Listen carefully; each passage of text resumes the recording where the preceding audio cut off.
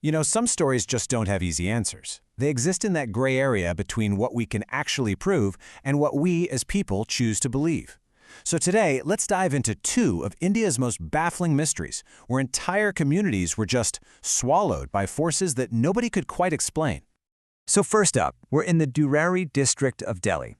Imagine this, a family of 11 people, 3 generations living under one roof, seemingly happy, totally normal.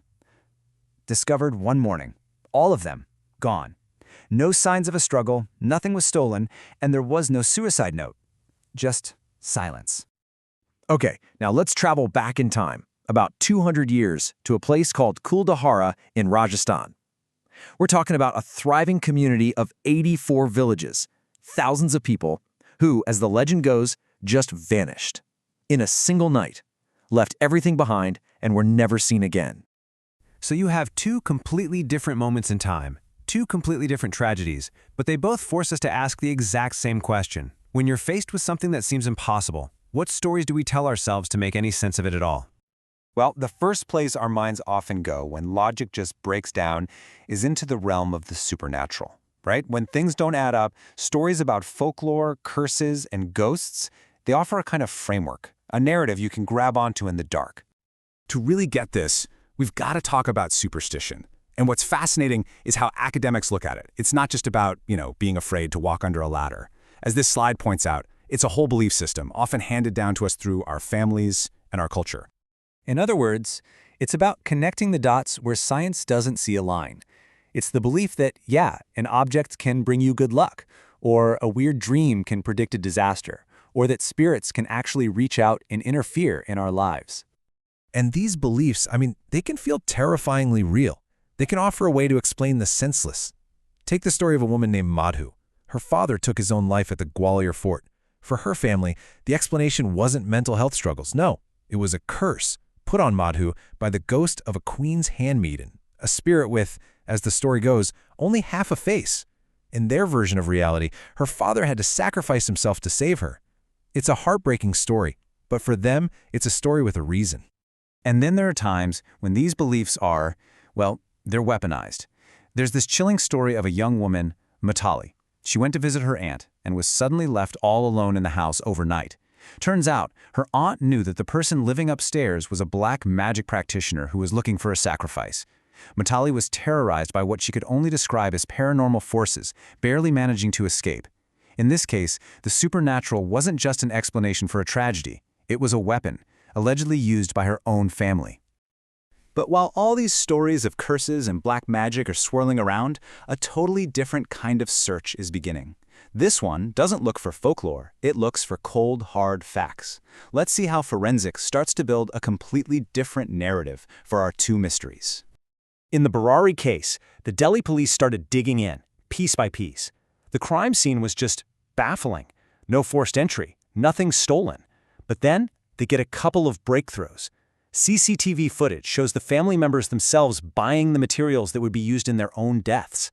And then, the absolute crucial discovery, 11 diaries, a decade-long record of the family's private thoughts and rituals.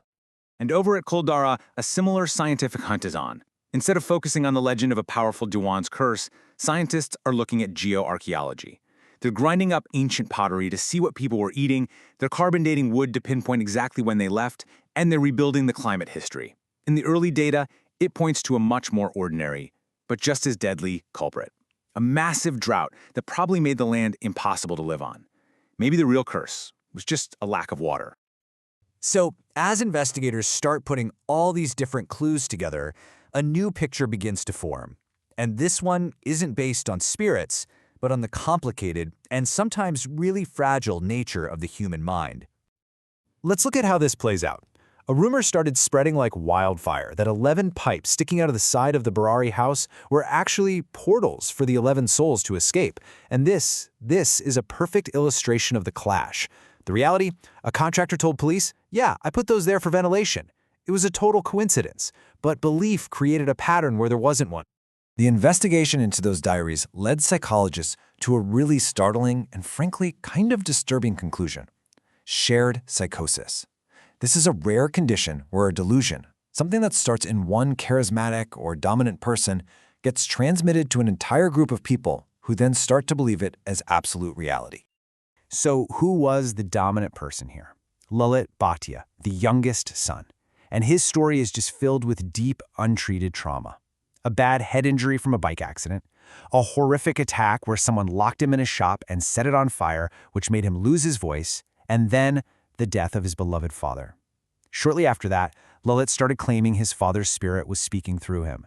And when his voice miraculously came back, for the family, that was it. That was proof. But you've got to be asking, how could 10 other people, smart people, including teenagers, go along with this? Well, the answer seems to be in social psychology. The family had a very collectivist culture where keeping the group happy was more important than anything else. The belief became an in-group majority. Basically, everyone believed it, so to question it was unthinkable. And crucially, they kept all of their rituals a secret, cutting themselves off from anyone on the outside who might have said, "Hey, wait a minute." So the police have a psychological explanation. The scientists have a methodical plan. But does that mean the supernatural stories just disappear? Not even close. And here's why those stories stick around. It's because belief in the supernatural is not some fringe idea.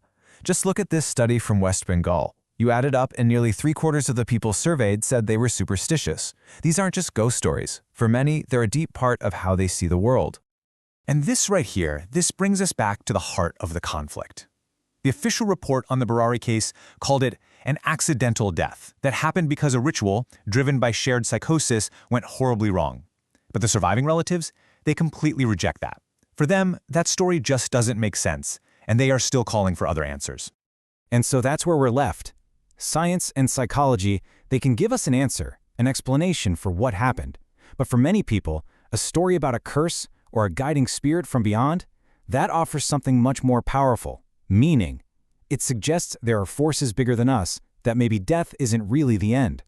And when you're faced with that choice between an answer and meaning, which story do you choose to tell? That's the mystery that's still unsolved.